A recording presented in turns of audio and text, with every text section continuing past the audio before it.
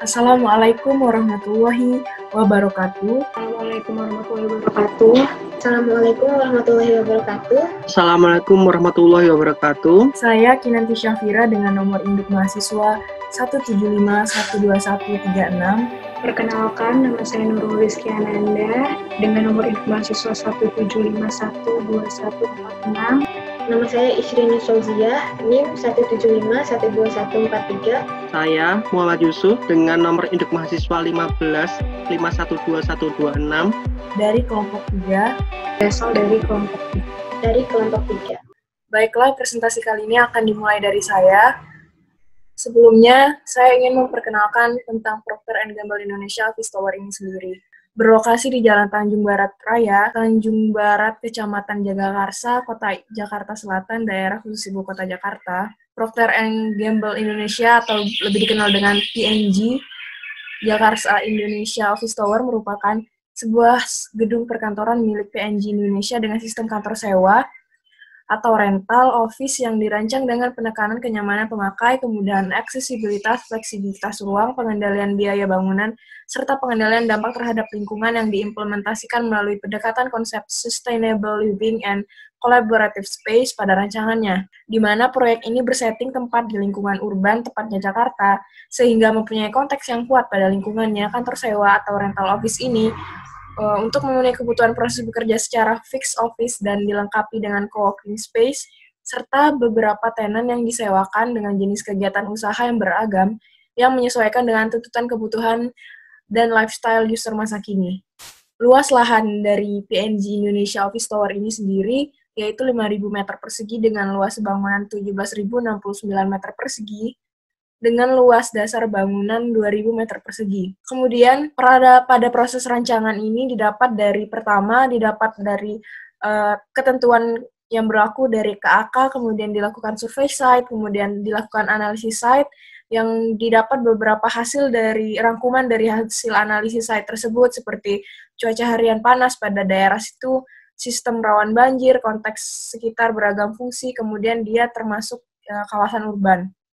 Nah, kemudian setelah dilakukan analisis juga didapat kesimpulan bahwa potensi yang didapat itu dari konteks kawasan tersebut adalah karena dia berada di kawasan urban, dia merupakan pusat bisnis kota, di mana kita tahu bahwa Jakarta itu adalah salah satu pusat bisnis kota di Jakarta.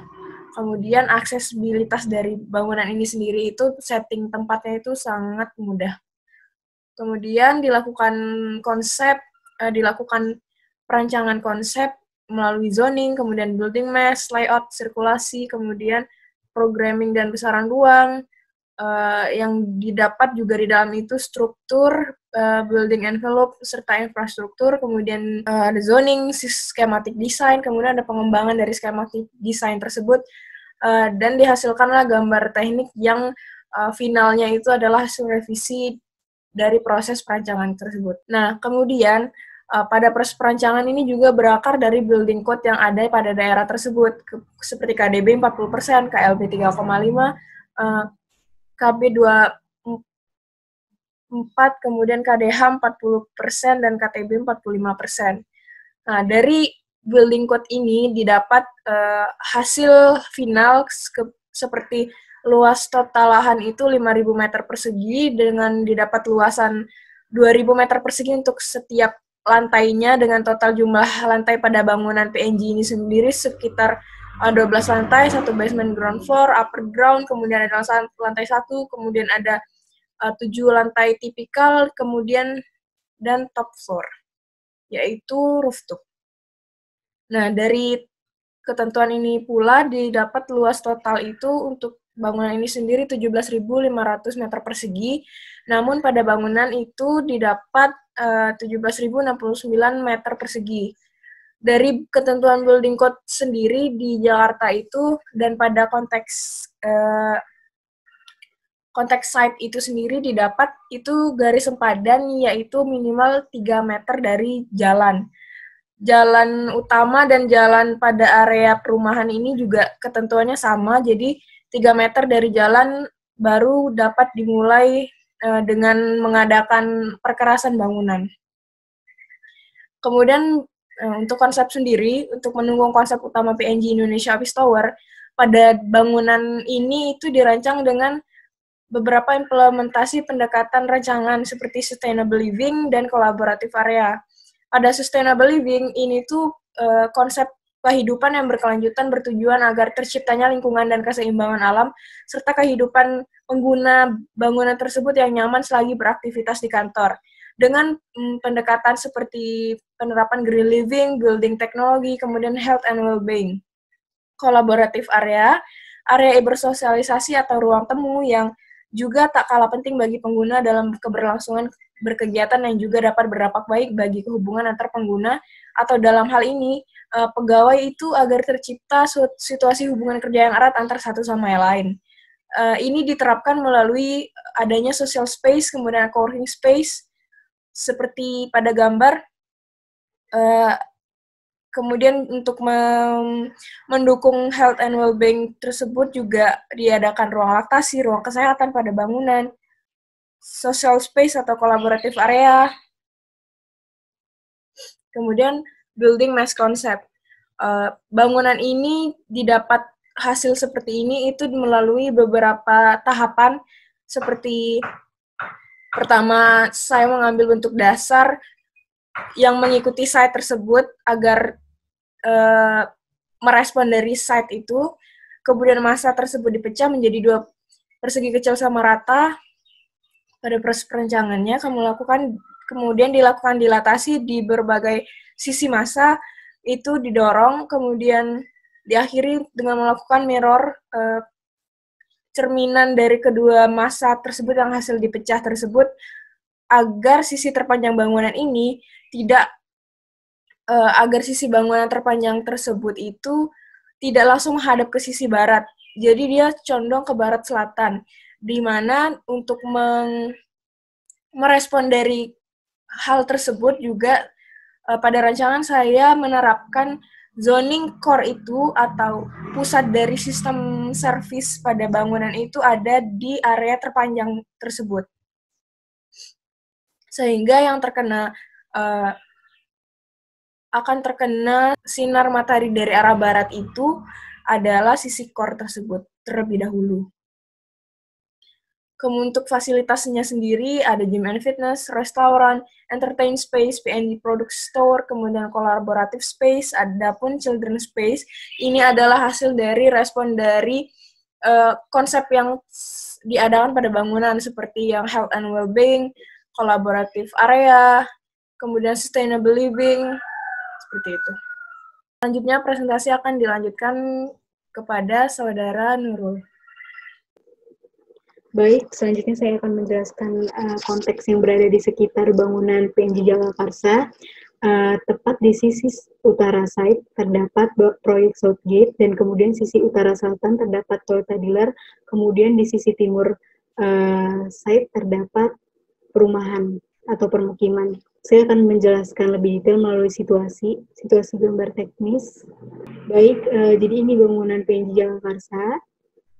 Kemudian di sisi selatan terdapat Toyota Dealer. Kemudian di sisi utara terdapat proyek Southgate, dan di sini terdapat perumahan. Tepat di sisi timur bangunan PNG Jagakarsa. Selanjutnya yang lebih mendetail lagi terdapat jalur kereta api, kemudian stasiun Tanjung Barat, dan di sini terdapat JPO. JPO terdapat di sisi utara site. Kemudian untuk jalannya, itu jalan utama yaitu terdapat jalan Tanjung Barat Raya, kemudian jalan Tanjung Mas Utama, kemudian untuk jalan sekundernya terdapat jalan Haji Aud. Untuk situasi cukup sampai situ, kemudian saya akan menjelaskan untuk site plan. Untuk site plan saya akan menjelaskannya secara lebih detail melalui gambar teknis site plan. Saya akan menjelaskan untuk jalur sirkulasi datang pegawai atau pengunjung, yaitu terdapat di jalur masuk utama yang berada di sisi barat site, kemudian pengunjung masuk melalui sisi selatan site, kemudian masuk ke parkir. Apabila pegawai atau pengunjung ingin masuk ke parkir di basement, masuk melalui ramp, kemudian keluar melalui sisi utara side. Seperti ini. Kemudian keluar melalui jalur keluar utama yang berada di sisi barat juga. Kemudian untuk jalur pemadam kebakaran, yaitu masuk melalui jalur masuk utama bangunan, kemudian mengelilingi bangunan melalui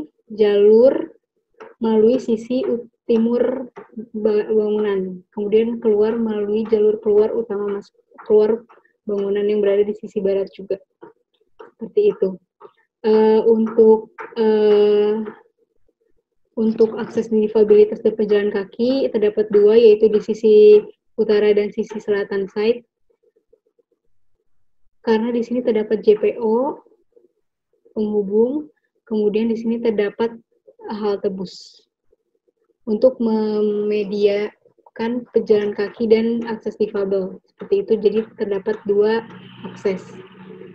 Kemudian saya akan menjelaskan mengenai fasad yang akan saya implementasikan melalui gambar teknis di 3D image eksterior dan interior. Pertama yaitu di sini ada dinding tanaman rambat yang ada di sisi selatan bangunan.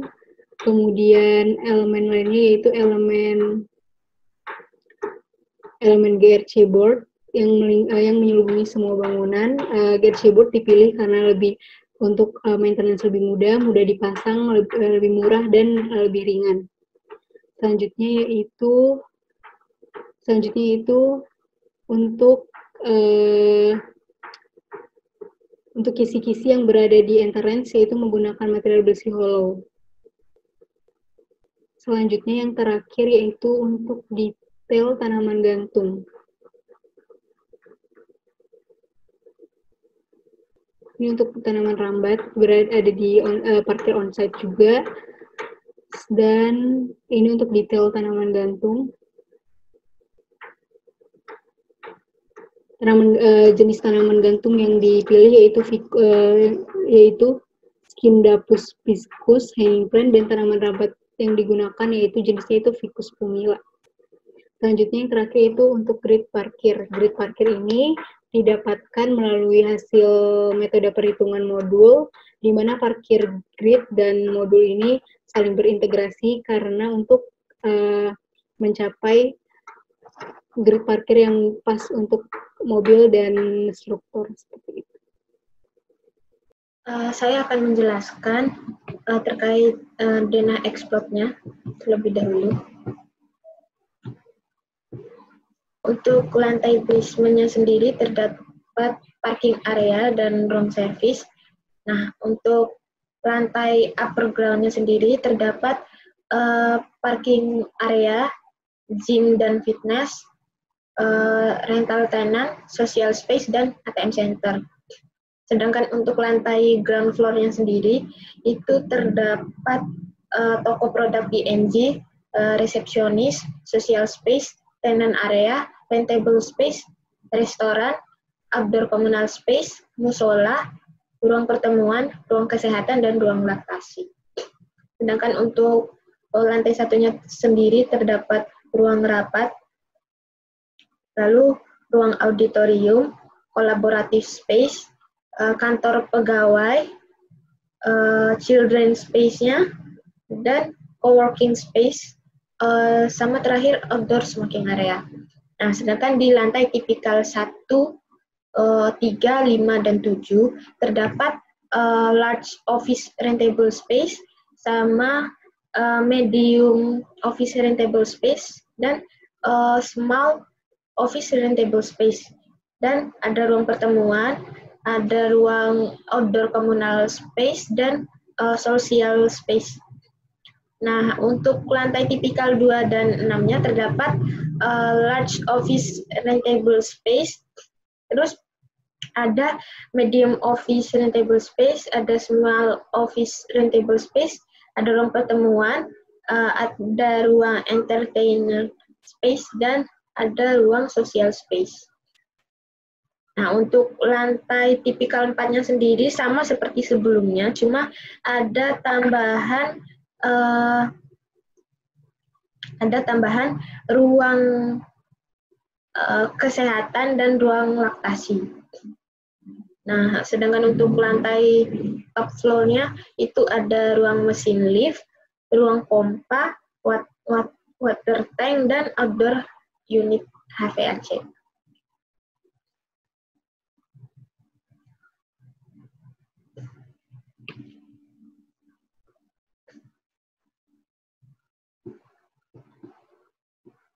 Selanjutnya, ini bisa dilihat tampak selatan dan tampak utaranya. Tampak selatan dan tampak utaranya. Nah, ini untuk tampak barat dan tampak timurnya. Dan ini untuk potongannya. Dua potongannya. Nah, untuk struktur pondasinya itu sendiri bisa dilihat di sini. Pondasinya menggunakan pondasi footplate dengan ukuran semua pondasinya sama, itu 2 meter kali 2 meter. Dan ukuran kolomnya itu 80 cm kali 80 cm.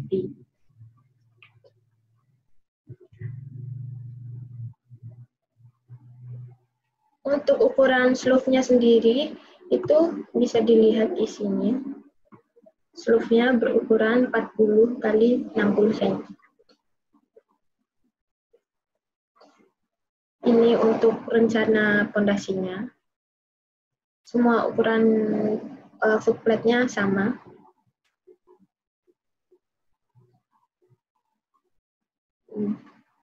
Dan ini untuk detail fasadnya.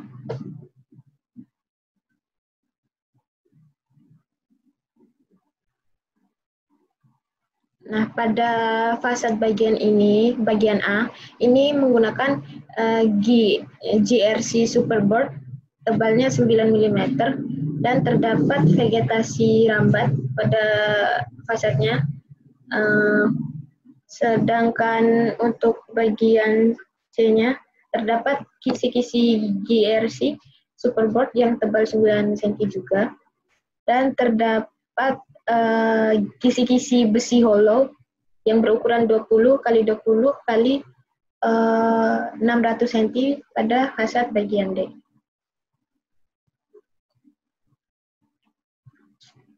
Ini bisa dilihat bagaimana potongan fasadnya, bagaimana cara pemasangannya.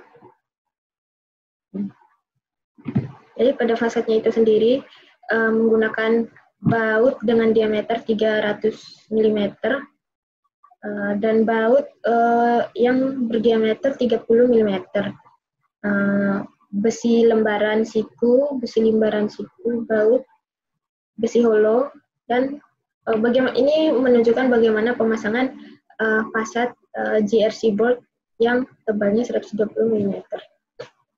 Selanjutnya, saya akan menjelaskan struktur pada PNG Overstore ini. Sistem yang digunakan yaitu menggunakan kombinasi struktur rangka, kolom, dan balok, dan struktur core. Struktur core pada bangunan ini berfungsi sebagai tempat sistem transportasi vertikal, mekanis, dan sistem transportasi vertikal manual, berupa lift dan tangga darurat. Dan sistem struktur core ini berfungsi untuk menambah kekuatan dan kekakuan dalam bangunan. Selain itu, sistem struktur fondasi yang digunakan yaitu kombinasi pondasi footplat dan board pile.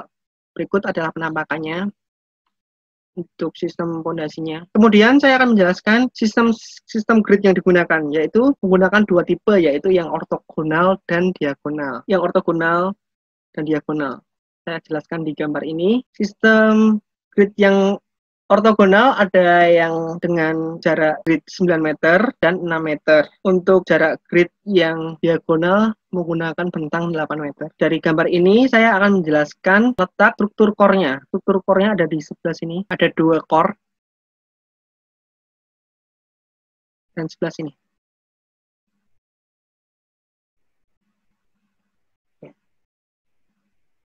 menggunakan core dengan ketebalan 30 cm. Selanjutnya, untuk eksterior yang ada di PNG ini menampakkan ada jalur pemadam kebakaran di sekeliling bangunan yang sudah dijelaskan tadi, ada parkir difabel dan parkir on-site sebelum memasuki bangunan, di luar bangunan. Kemudian ada jalur difabel dan jalur pejalan kaki, disediakan juga untuk ramp untuk difabel. Kemudian jalur masuk site langsung ke drop-off area. Kemudian terdapat toko produk PNG yang terletak di GF, ground floor. Di ground floor juga terdapat musola, social space, kemudian ada rentable space, ada yang large dan medium. Ini terdapat di lantai tipikal dan di lantai tipikal terdapat juga ruang meeting. Baik, terima kasih. Sekian penyampaian dari kelompok 3 dari kelompok Niskala Studio Procter & Gamble Indonesia Office Tower. Lebih kurang kami mohon maaf. Terima kasih. Wassalamualaikum warahmatullahi wabarakatuh. Terima kasih. Wassalamualaikum warahmatullahi wabarakatuh. Terima kasih. Terima kasih. Wassalamualaikum warahmatullahi wabarakatuh.